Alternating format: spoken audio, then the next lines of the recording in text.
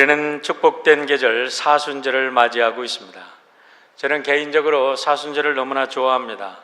왜냐하면 사순절에는 저의 모든 삶을 예수님께 맞추어 보는 제 개인적인 영적인 이 여정을 오래전부터 시작을 했기 때문에 그렇습니다.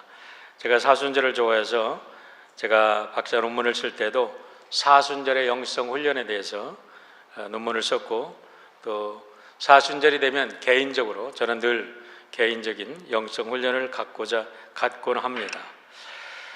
특별히 제 말하는 것, 생각하는 것, 먹고 마시고 입고 제가 행동하는 모든 것이 정말 예수님 닮았을까 하고 예수님에게 튜닝하는 겁니다.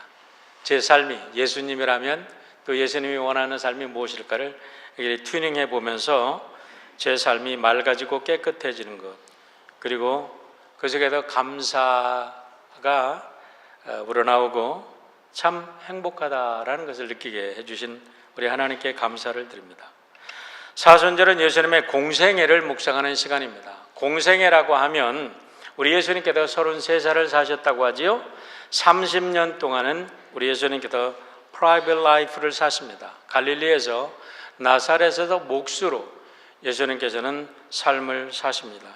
그러시다가 30이 되어서부터는 3년 동안 예수님께서 공생애, 퍼블릭 라이프를 사시는데, 우리 예수님의 그 공생애는 여러분들이 아시다시피 메시아로서의, 또 이 땅의 모든 인류를 죄를 용서하시기 위해서 오시는 하나님의 아들로서 하나님의 말씀을 가르치시고 제자들을 택해서 세우시고, 그리고 십자가에 달려 죽으시고 부활하시고 승천하시는 그와 같은 공생애를 사십니다.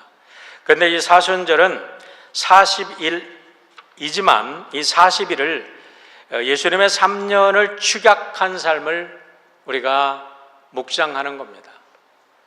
예수님이 40일 동안 공생애 사시기 전에 기도하시고 공생애를 사셨어요. 우리가 그 40일을 함께 묵상하면서 애쉬 웬스데이부터 부활절 전날까지 주일날을 제외한 40일입니다.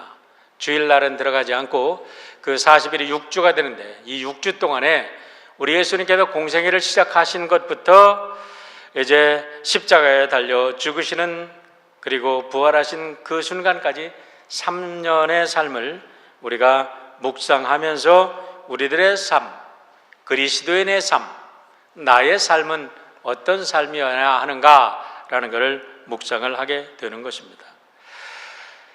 영어로 사순절을 렌트라고 얘기를 하는데, 우리가 이 40일 동안을 렌텐 시즌이다 이렇게 얘기를 합니다. 사순절 기간이다 그러는데, 렌텐이라는 말은 영어 올드 우리 잉글리시로 말하면은 스프링이라는 말입니다. 스프링 시즌이라는 말이에요.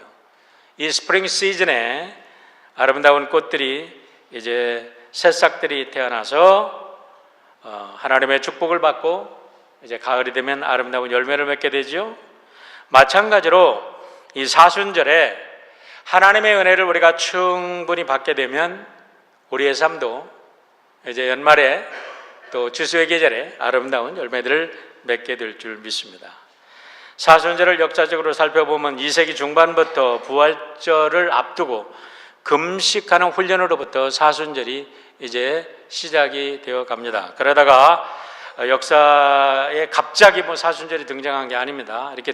이렇게 발전하다가 3세기 후반에 이르러서 역사를 보면, 기독교 역사를 보면 그때부터 구체적인 40일의 이 사순절의 훈련이 등장을 하게 되는데, 그때부터 지금까지 4가지 아주 중요한 기본적인 훈련들을 하고 있습니다. 첫 번째는 회개의 훈련입니다. 회개하시기를 주의 이름으로 축원합니다.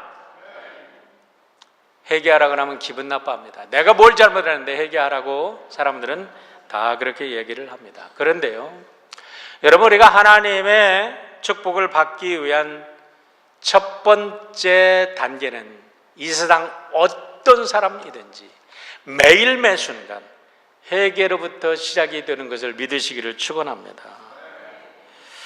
우리의 삶 속에 얼마나 오염된 삶을 삽니까? 여러분, 우리가 깨끗한 삶이라고 착각하면 큰 오산입니다.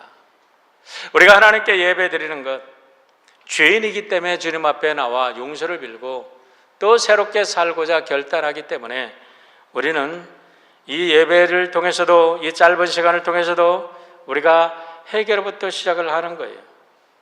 회개가 없는 축복은 있을 수가 없습니다. 왜냐하면 하나님께서는 우리들에게 언제나 복을 주시기를 원하십니다. 하나님께서는 언제나 우리들에게 좋은 것 주시기를 원하십니다. 하나님이 주시는 모든 것은 좋은 것입니다. 하나님의 회초리일지라도 그것은 우리를 깨끗게 하시는 좋은 것입니다. 그러나 우리의 그릇이 더럽기 때문에 하나님의 축복이 들어올 때에 우리가 회개하지 않으면 그 축복이 오염되고 쓰레기가 되고 하나님의 복이 내 안에서 썩어져서 썩는 냄새가 나서 이웃들에게 증거되는 겁니다. 그래도 우리가 회개하지 않으면 하나님께서 아무리 좋은 것을 우리에게 주셨다 할지라도 다른 사람들에게 증거되고 또 내 속에서 삶의 열매는 그것이 부패한 오염된 것을 우리가 받을 수밖에 없다는 거예요. 하나님 앞에서 회개할 것 없다고 생각합니다. 그러나 회개하면 할수록 여러분, 우리가 회개할 것이 너무 많아지고 성인의 단계에 오르는 사람들을 보면요, 성인일수록 회개할 게 더 많아. 도둑놈은 회개할 줄 몰라.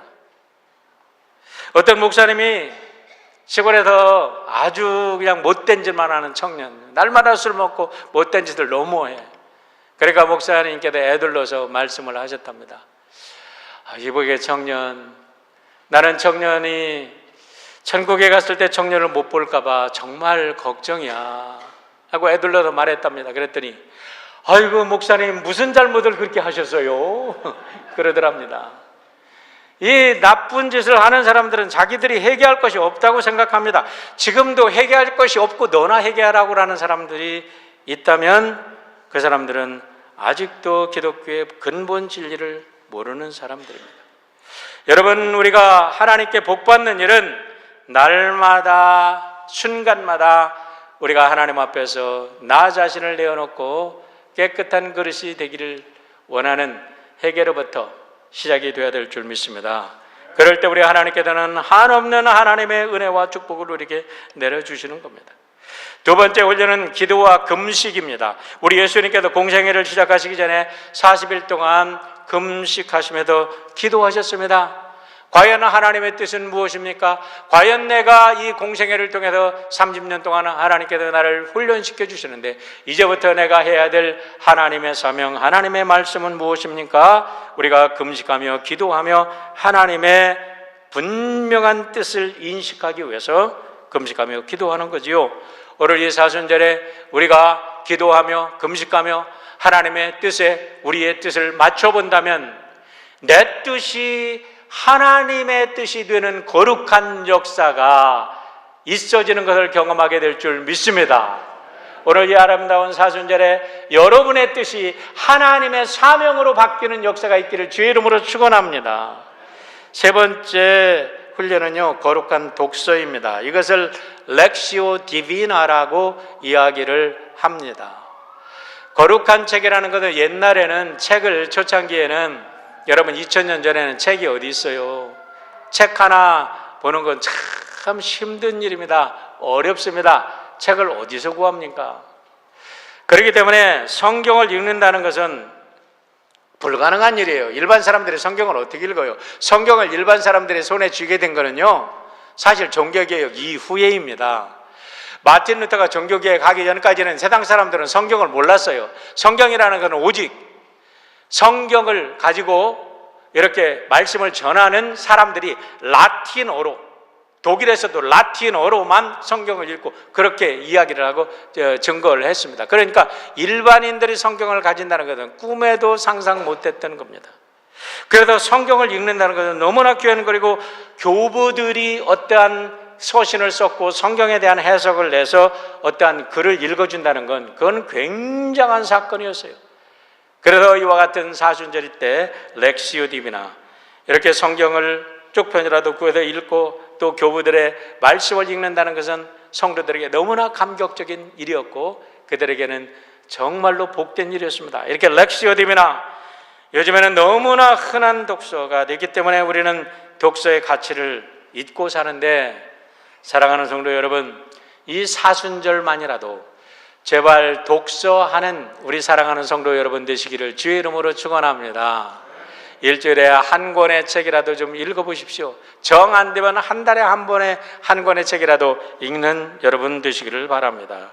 제가 우리 성도님들의 우리 이게 특징을 보니까 대부분 옛날에 청년 때 은혜 받은 사람들은 항상 중고등부 시절에 은혜 받았던, 대학 시절에 인연 은혜 받았던 거기에 딱 식탁이 돼 있어. 모든 판단이 거기서부터 나와. 성장하지를 않아. 왜요? 렉시오 디비나가 없기 때문이에요. 말씀을 읽고 성경을 읽고 좋은 책을 읽고 날마다 영혼의 양식을 채우며 성장하는 성장이 없기 때문에 과거의 어느 지점에 머물러 있는 미성숙한 그 단계에 있는 것을 많이 보게 됩니다. 여러분, 우리는 끊임없이 음식을 먹듯이 영혼의 양식을 채워야 될 줄 믿습니다. 마지막으로는 적선입니다. almsgiving이라고 이야기를 하는데, 우리가 성령 충만하고 참된 예수 그리스도의 제자가 된다면 하나님으로부터 받은 것을 나누는 거지요. 이렇게 사순절에는 이와 같은 기본적인 네 가지 훈련, 회개, 기도와 금식, 거룩한 독서, 적선 위에 또 개인적으로 다양한 영적 훈련을 해볼 수 있는 축복의 시간들입니다. 저는 이 사순절에 맞이하여 오늘 본문을 묵상하게 된 것을 얼마나 큰 축복으로 생각하는지 모릅니다. 왜냐하면 오늘 본문을 통해서 우리는 진정 예배자가 누구며 하나님께서 원하시는, 하나님께서 예배자를 찾으신다 그랬어요. 오늘 우리가 말씀 요한복음 4장에 보면 하나님께서 오늘도 신령과 진정으로 예배 드리는 자를 찾고 계신다고 하는데, 오늘 이 말씀 속에서 우리가 어떠한 예배자가 되어야 하는 것을 우리에게 보여주고 계십니다. 오늘의 이야기는 신학자들이 성전 숙청이라는 제목을 붙였습니다. The cleansing of the temple.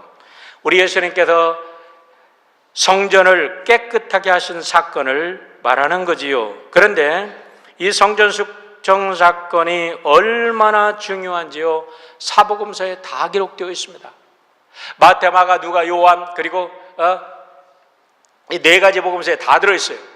어떤 중요한 사건들은 이렇게 다 들어있는 것은 굉장히 드문 얘기예요.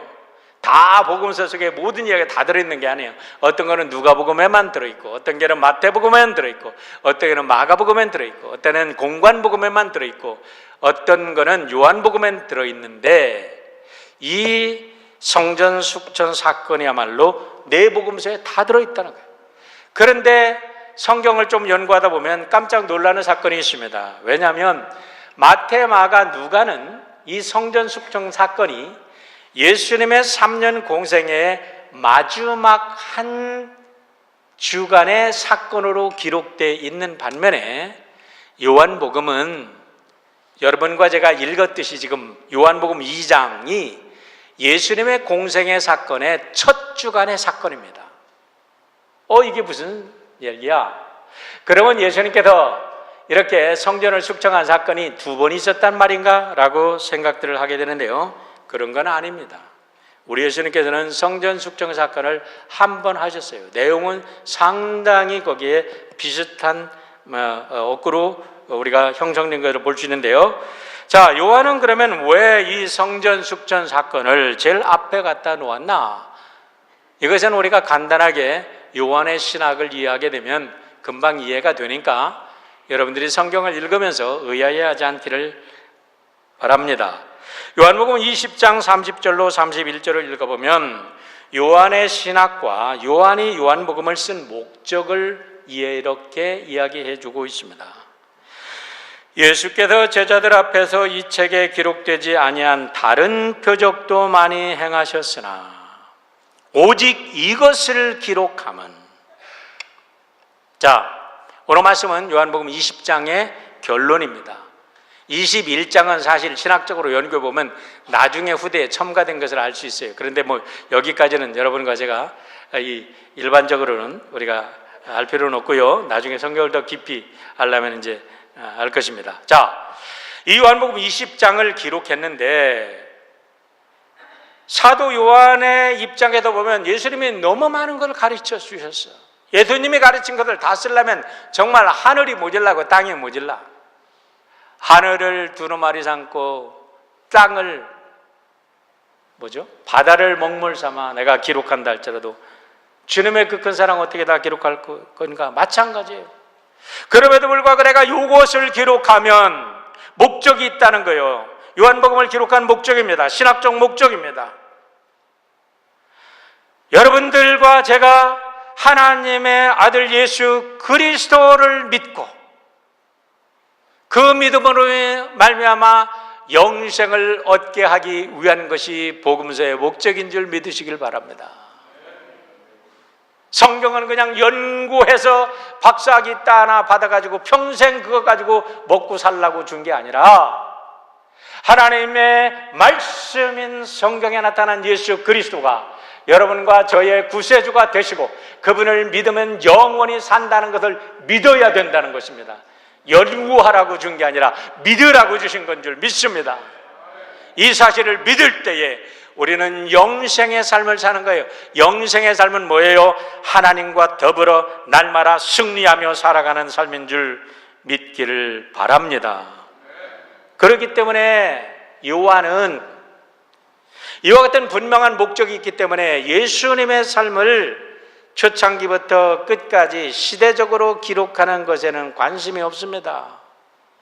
요한의 목적은 뭐냐면 어떻게 하든지 이 요한복음을 읽는 사람들로 하여금 예수님을 믿고 예수님이 이 땅에 전하신 말씀대로 사는 것, 그래서 영생을 얻은 자, 복받은 자로 사는 것을 요한은 원했기 때문에 이 말씀을 전했다는 거예요. 그래서 요한은 순서가 없이 복음서에 나타나 있는 얘기들이 순서가 전혀 맞지 않게 관계없이 예수님이 하신 중요한 말씀을 하시는 거예요. 중요한 게 무엇입니까? 신혼집에 가서 가정을 축복하고 포도주를 만들어 주심으로 가정이 중요하다는 것을 알려주시고, 두 번째는 오늘에 있는 말씀, 우리가 어떻게든지 참된 예배자가 되라는 것입니다. 그런데 오늘 말씀을 보면요, 오늘 말씀이 독립된 사건이 아닙니다. 성전 정화 사건을 일으키시고 3장에 가면 나다나엘에게 말씀하십니다. 뭐라고 말씀하시나요? 물과 성령으로 거듭나지 않으면 하나님 나라에 들어갈 수 없느니라. 하나님께 올 수 없느니라. 하나님께 오는 게 뭐예요? 하나님을 만나고 하나님을 예배하는 삶입니다. 물과 성령으로 나지 않으면 하나님을 경험할 수 없어. 하나님을 만날 수 없어. 어떤 신학을 공부했든 어떤 너희들이 많은 공부를 했든 하나님을 알 수 없어. 물과 성령으로 거듭나지 아니하면. 그래도 물과 성령으로 거듭나야 된다. 그러고서 4장에 가서 사마리아 여인을 통해서 뭐라고 말씀하세요? 목마른 여인의 목마름만 채워주는 게 아니라 신령과 진정으로 예배를 드리는 삶을 살아야 된다는 게 결론인 줄 믿습니다. 그래도 오늘 말씀이 3장으로 이어지고 4장으로 이어지고 전체적으로 4장까지 뭘 얘기하냐면 예배자, 참된 예배자가 되는 것을 이야기해주고 있다는 것입니다. 여러분, 전에도 말씀드렸지만 1962년에 시카고 대학에서 칼 발트를 초청했답니다. 칼 발트는 신정통주의 신학자라고 아주 유명한 신학자였습니다. 2차 세계대전 후에 이제 신은 죽었다는 신죽음의 신학이 나왔습니다. 그랬을 때에 칼 발트라는 신학자가 나와서 아니다, 아직도 하나님은 살아계시고 성경은 진리다라는 것을 새롭게 이렇게 증명한, 신학적으로 이야기한 사람이 칼 발트, 그래도 신정통주의 신학자의 아버지다 그러는데, 그분이 시카고 대학에 가서 이제 초청받고 강연을 했답니다. 그랬을 때에 강연이 다 끝났어요. Q&A 시간이 왔습니다. Question and answer 시간이 왔어요. 강연을 들은 사람들이 이제 퀘스천을 합니다. 강연한 자가 앤서를 합니다. 그랬을 때에 칼발되게 한 사람이 이렇게 물었다죠. If you could summarize your whole life's works in theology in a one sentence, how can you summarize? 당신이 당신의 신학과 당신의 삶을 한마디로 표현한다면 자기를 어떻게 하겠습니까? 그랬더니 나는 이렇게 할 수 있습니다. 내 어머니가 나를 어려서부터 당신의 무릎 위에 앉혀놓고 가르쳐 주신 그 말씀 한마디. Jesus loves me, this I know, for the Bible tells me so. 성경이 얘기한 것처럼 예수님이 나를 사랑하신다는 그 한 가지입니다. 할렐루야. 사랑하는 성도 여러분, 모든 바이블의, 모든 신학의, 모든 예배의, 모든 삶의 그리스도인의 중심에, 우리의 삶의 목적에, 우리의 삶의 모든 것 속에 하나님이 여러분과 저를 사랑하신다는 그 속에 모든 것이 있는 줄 믿으시길 축원합니다. 하나님의 이 사랑을 깨달으면 인생의 모든 문제는 해결되는 겁니다. 여러분의 자녀 교육의 문제도 해결되는 겁니다. 여러분의 인생의 모든 인생의 목표가 해결되는 줄 믿습니다. 하나님이 날 사랑하시고 하나님이 나와 함께 하시고 하나님이 나의 죄를 용서하시고 그 하나님이 나와 오늘도 함께 살아 계신다는 사실을 믿으면 죽음이 두렵지 않은 줄 믿습니다. 그래서 요한은 요한복음 3장 16절에도 이렇게 이야기를 합니다. 하나님이 세상을 이처럼 사랑하사 독생자를 주셨으니 이는 저를 믿는 자마다 멸망치 않고 영생을 얻게 하려 하심이니라고 말합니다. 여러분, 여기에 중요한 신학적 진리가 있습니다. 하나님께서 독생자 아들을 아끼지 않으시고 여러분과 저를 위해서 이 세상의 모든 사람을 위해서 주셨습니다. 그리고 우리의 죄를 용서해 주셨습니다. 그리고 우리에게 영생을 주셨습니다.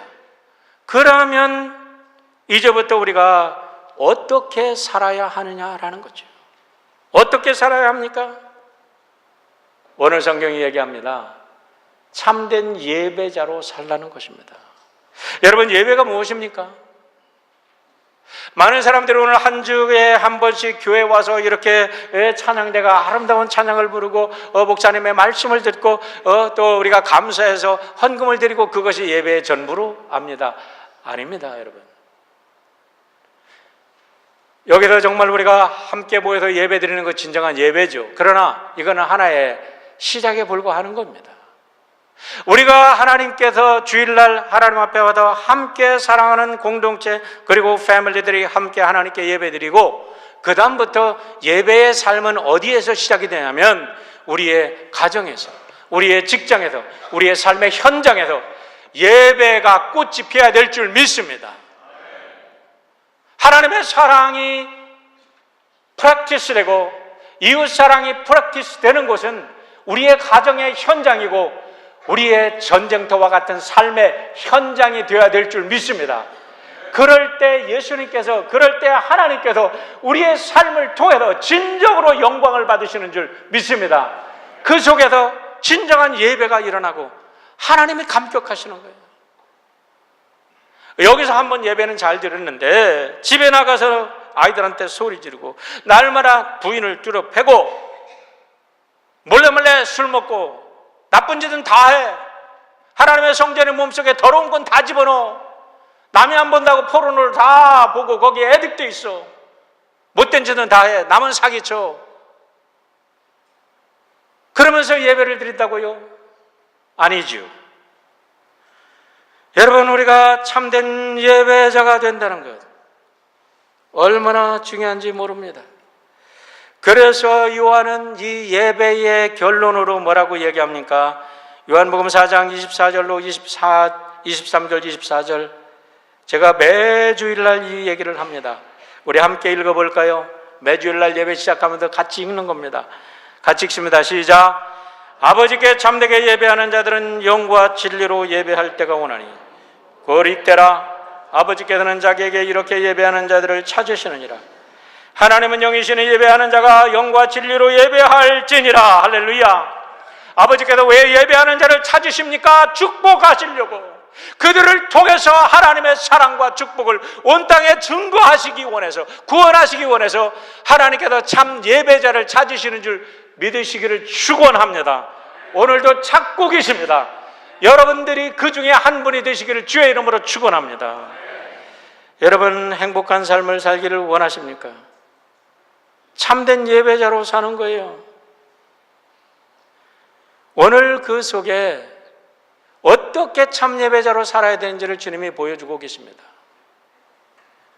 주님이 6월절에 성전을 방문하셨습니다. 여러분 6월절이라는 것은요, 이스라엘 백성들에게 있어도 너무나 중요한 민족의 명절입니다. 그들이 출애굽을 했잖아요. 그래서 하나님의 백성으로 한 나라를 건설하게 되었잖아요. 그래서 그 시대 모세 이후부터 지금까지도 3,500년을 그들은 민족의 명절로, 가장 큰 명절로 6월절을 지켜오고 있습니다. 6월절이 되면 세계 각국에 흩어졌던 유대인들은 예루살렘 성전을 사모하며 성지 순례를 합니다. 요세푸스의 전쟁사가 있는데, 요세푸스라는 사람은 사실 그때에 이 로마에 귀환한 역사가입니다.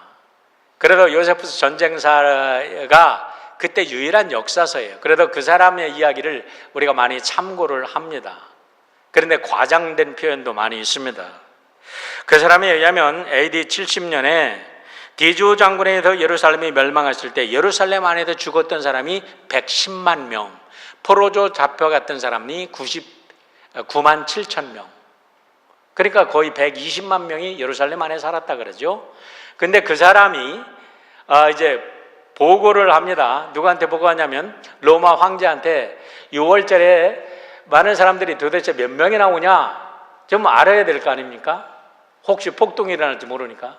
그런데 그 요세푸스의 기록에 의하면 6월절에 매해 평균 270만 명이 예루살렘에 모여든다는 거예요. 순례객들이.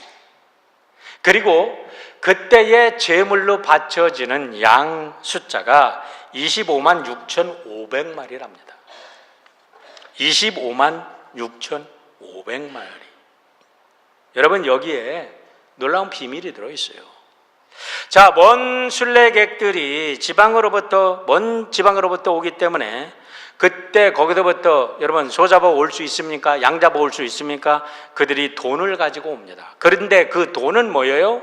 로마 제국이 거기를 통치하고 있었기 때문에 그 돈에는 전부 다 황제의 얼굴이 새겨져 있습니다. 이 선민 이스라엘로서는 예루살렘에서 그 돈을 사용하지 못합니다. 그러니까 그들은 종교적인 의미에서 예루살렘에서 사용하는 특별한 돈이 있습니다. 그러니까 그 돈을 가지고 오는 사람은 재물을 와서 사야 되는데 재물을 사기 전에 그들은 환전을 해야 됩니다. 환전을 할 때 프리미엄을 붙여서 돈을 환전 차액을 줍니다. 저도 이번에 한국 갔다 왔는데 환전을 하는데 이게 많은 세를 냈습니다. 또 한화를 달러로 바꿀 때 또 세를 내요. 아깝잖아요. 그런데 어쨌든 그것이 우리가 그 국가 내 계약이니까 돈을 그렇게 해야죠. 자, 돈을 갖고 온 사람이 성전의 돈으로 바꿀 때 거기에 환전차액이 270만이 몰려든다고 하니까 어마어마한 사람들이 몰려들어 돈을 바꿉니다. 거기에 돈이 얼마나 많겠어요. 그 사람들이 재물을 삽니다. 적어도 25만 마리 이상의 양을 삽니다. 양 한 마리 얼마나 될까요? 10불은 더 하겠죠. 100불을 한다고 하면 여러분 기하학적인 숫자입니다. 그런데 그 양을 감별하는 사람은 누굴까요? 아무 시장에 널려있는, 저 산에 가도 널려있는 시장 아무거나 살까요? 아닙니다. 양은 흠없는 양을 드려야 되기 때문에 반드시 검인, 공증이 된 양을 사야 됩니다. 누가 그거를 공증합니까? 레위인과 제사장들이 공증을 합니다. 그러면 그 사람들이 판권을 다 가지고 있다는 소리입니다. 그 돈이 누구에게 들어갑니까? 제사장들과 레위인들에게 들어갑니다. 그러니 또 순례객들은, 남자들은 성전세를 50세겔씩 바쳐야 됩니다. 이렇게 해서 들어오는 돈들이 주체할 수 없는 거예요. 6월절 한 번만 지킨다고 해도 예루살렘 성에는 돈이 넘쳐나는 겁니다.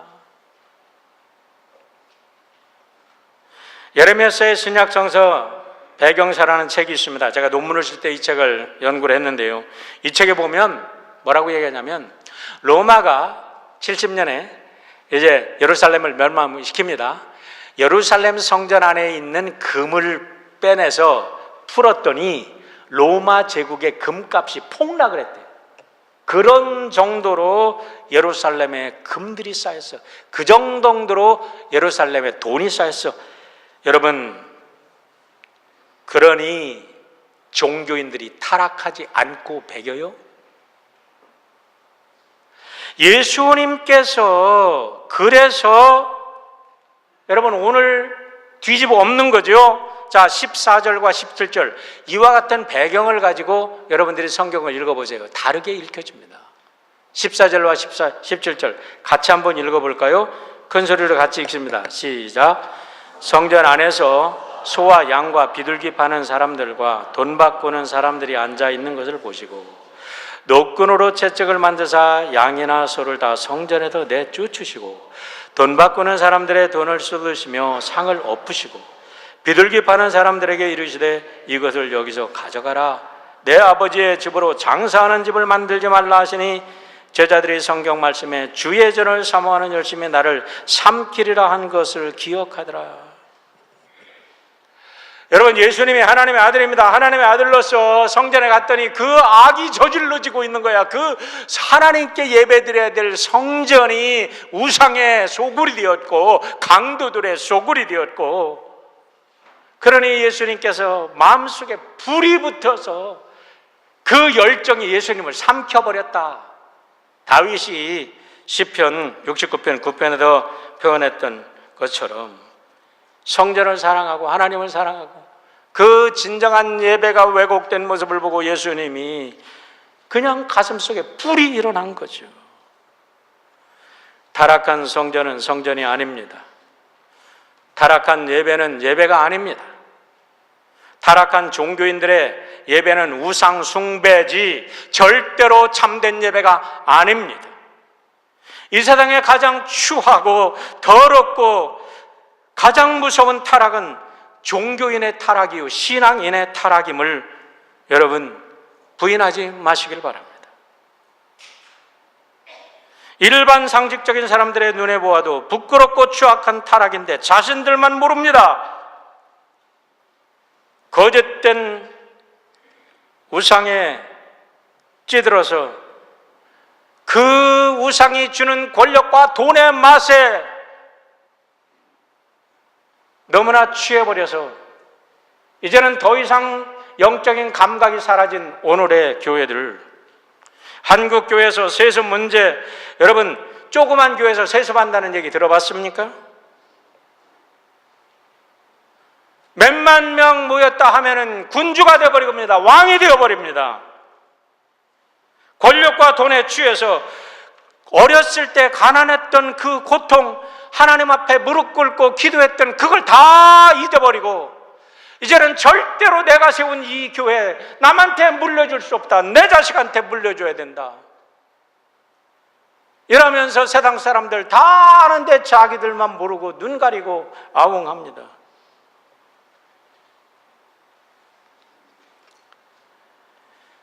교회의 본질을 잃어버린 교회는 교회가 아닙니다.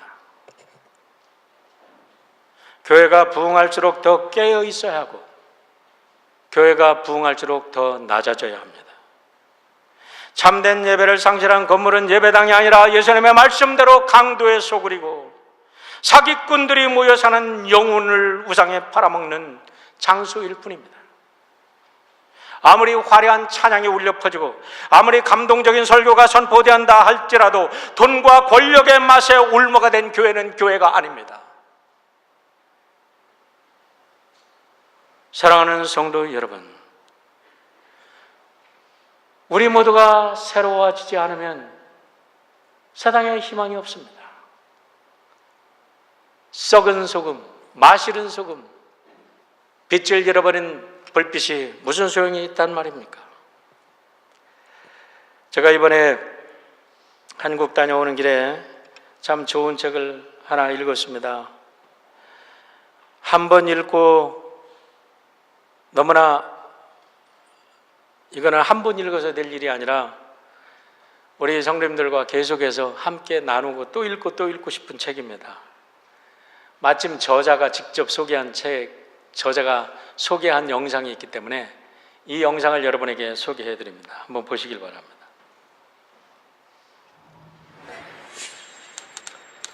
Counterfeit God이라는 책, 이게 가짜 신이라는 말이죠.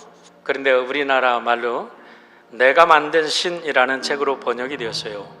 이 책을 쓴 분은 팀 켈러라고 지금 뉴욕 맨하탄에서 Redeemer Presbyterian Church를 담임하고 있는 팀 켈러 목사님이십니다.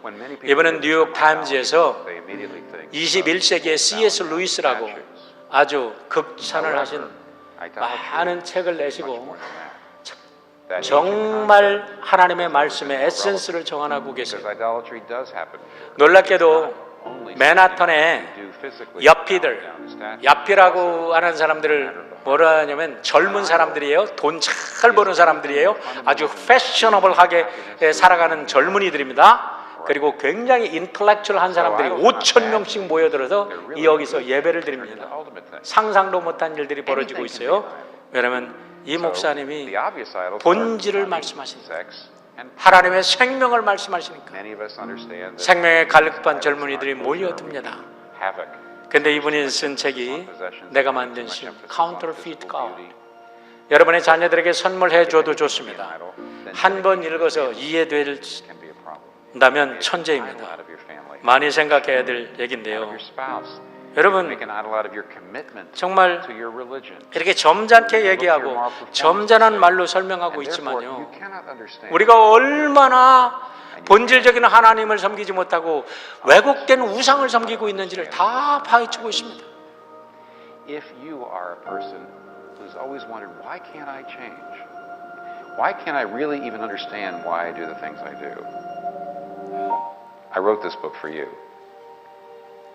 여러분, 왜 우리가 매일 목마릅니까? 왜 날마다 예배를 드리는 그 순간에 끝나고 왜 또 뒤돌았으면 고통스럽습니까? 우상을 섬기기 때문에 그렇다는 거예요. 내 안에 우상을 청소하지 못해서 그렇다는 거예요. 솔로몬 성전은, 여러분 성전이라고 여기 나오는데 성전은 세 번째 성전입니다. 첫 번째 성전은 솔로몬이 957년에 졌고요. 스룹바벨이 이 제2성전을 짓습니다. 515년부터 516년. 그런데 이 제3성전은 헤롯 대왕이 BC 20년에 시작한 성전입니다. 오늘 말씀에 굉장히 중요한 비밀이 들어 있습니다. 자, BC 20년에 시작됐다면 언제 끝났을까요? AD 26년에 이 성전이 완공이 됐을 겁니다. 자, AD 26년이 왜 중요하냐? 오늘 말씀과 연결할 때 왜 중요하냐? 예수님이 BC 4년에 탄생했다고 학자들은 이야기를 합니다. 왜냐하면 로마 황제가 센서스, 인구조사를 한 게 BC 4년이니까. 그러면 예수님께서 지금 공생애를 시작한 때가 언제예요? 30살이죠? BC 26년. 여기서 우리가 중요한 뭐가 맞죠? 뭐라 그래 이거? 퍼즐이 맞습니다. 무슨 말이냐면 지금 이 요한복음이 더 어쩌면 더 역사적일 수 있는 게 이 성전을 지금 헤롯 대왕이 솔로몬의 성전보다 2배로 넓게 해가지고 화려한 대리석에 어마어마한 성전을 짓고 봉헌식을 하고 유월절을 지내는 게 아닌가. 그래서 예수님도 그 유월절을 물론 하지만 그 유월절에 참석했지 않은가? 그 유월절에 어마어마한 사건들이 일어나고 있지 않은가? 그런데 예수님이 가서 보시니까 헤롯은 정치적인 목적으로 성전을 지었고, 종교 지도자들은 그 유월절 그 거룩한 행사를 통해서 이 금은 보화를 다 뜯어서 자기들에게 착취하는 탐욕에 물들어 있고, 하나님께 예배하는 모습은 간데없이 사라져.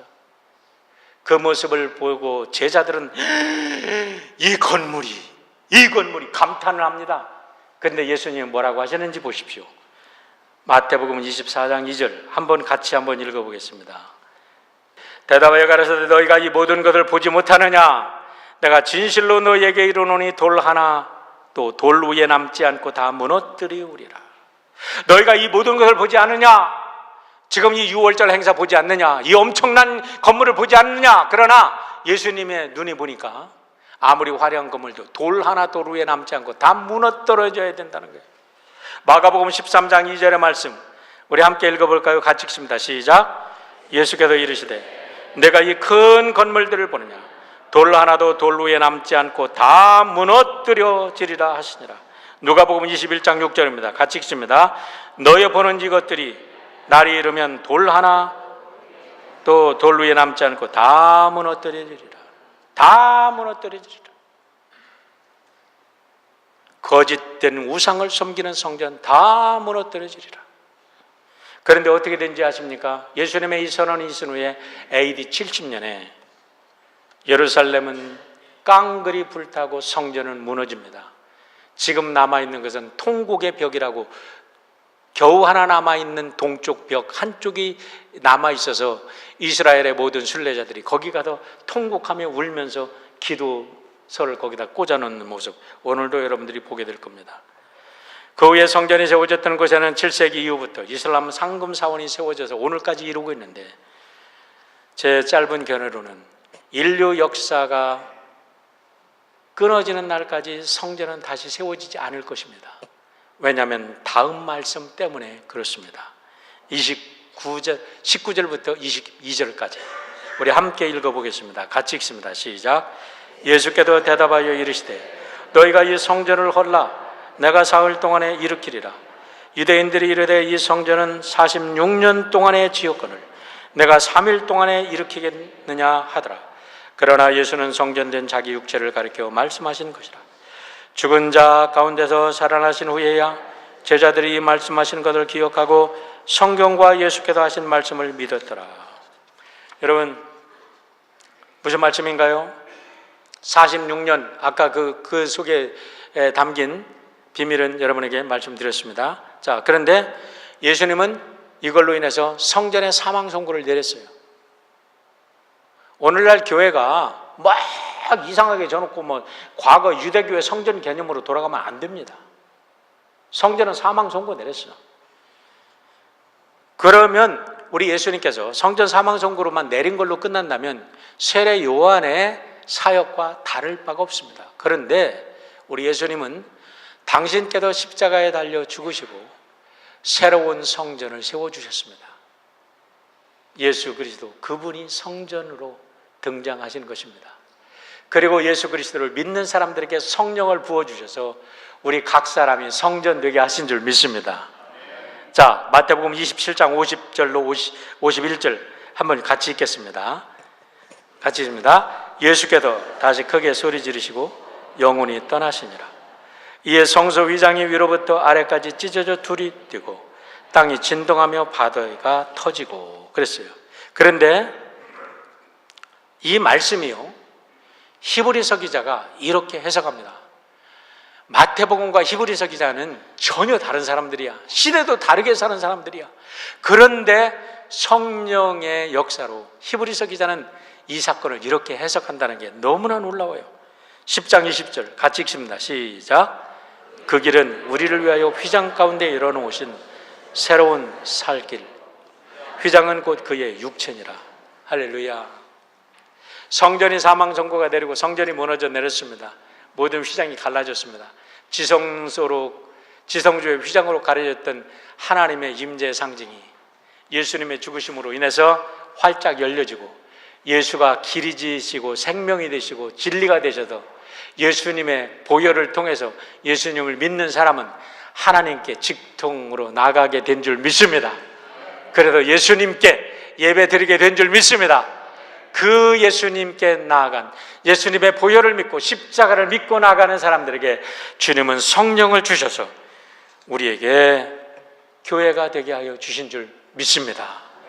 그렇다면 오늘 우리가 이 사순절에 날마다 우리의 삶 속에, 우리의 성전에 우상이 들어오지 않도록 그리스도의 이름으로 모든 우상들을 제거하고 정말 성령께서 우리 안에서 춤추시며 기뻐하시며 하나님께 예배드리는 하나님의 귀한 백성들이 되도록 여러분 함께 주님 앞에 나아가기를 주의 이름으로 축원합니다.